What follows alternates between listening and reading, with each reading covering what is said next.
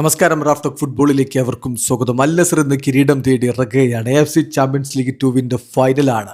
അലവാൽ പാർക്കിൽ അൽ നസറിന്റെ സ്വന്തം മൈതാനത്താണ് കളി നടക്കുന്നത്. രാത്രി ഇന്ത്യൻ സമയം 11:15 ഗാംബ ഒസാക്കയ്ക്കെതിരെ അവർ കളിക്കുമ്പോൾ പല പ്രധാന താരങ്ങളെയും കോച്ച് വിശ്രമത്തിന് വിട്ടേക്കുമെന്നുള്ള റിപ്പോർട്ടുകളുണ്ട്. ഇത് ഫൈനലാണ്, പക്ഷെ ഇതിനേക്കാൾ കൂടുതൽ പ്രാധാന്യം സൗദി പ്രോ ലീഗിൽ അവസാന മത്സരത്തിന് കൊടുക്കുന്നത് കൊണ്ട് ചില വിദേശ താരങ്ങൾ അടക്കം പുറത്തിരിക്കുമെന്ന സൂചനകൾ സൗദി അറേബ്യൻ സോഴ്സുകൾ നമുക്ക് നൽകുന്നു. അപ്പോൾ നമ്മൾ വിശദമായിട്ട് കാര്യങ്ങളിലേക്കൊന്ന് പോവുകയാണ്.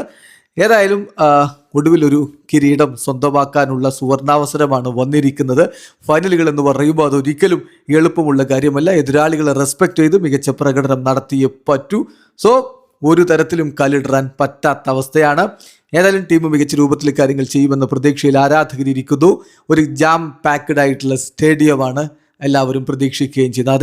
അതേസമയം കിങ്സ്ലി കോമൻ, സാദിയോ മാനെ തുടങ്ങിയ സൂപ്പർ താരങ്ങളെ ഇന്ന് കോച്ച് വിശ്രമത്തിന് വിട്ടേക്കുമെന്നാണ് സൗദി അറേബ്യൻ സോഴ്സുകൾ നൽകുന്ന വിവരം.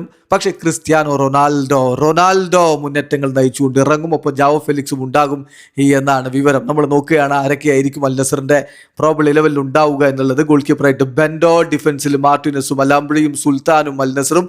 മധ്യനിരയിലേക്ക് വരുമ്പോൾ അൽ ഹസനും ഹൈദറും. ഇരു പാർശ്വങ്ങളിലായിട്ട് ജാവോ ഫെലിക്സും ഖരീബും. മുന്നേറ്റങ്ങൾ നയിക്കാൻ ക്രിസ്ത്യാനോ റൊണാൾഡോക്കൊപ്പം അൽ ഹംദാൻ. ഇതാണ് പ്രതീക്ഷിക്കുന്ന 11. ഏതായാലും CR7 സംഘവും ഇന്ന് കിരീടം നേടുമെന്ന പ്രതീക്ഷയോടുകൂടി ആരാധകരെ കാത്തിരിക്കുന്നു. വീഡിയോ അവസാനിക്കുന്ന ഫുട്ബോൾ ലോകത്തെ കൂടുതൽ വിശേഷങ്ങളുമായി റാഫ്റ്റോക്സ് വീണ്ടും എത്താം.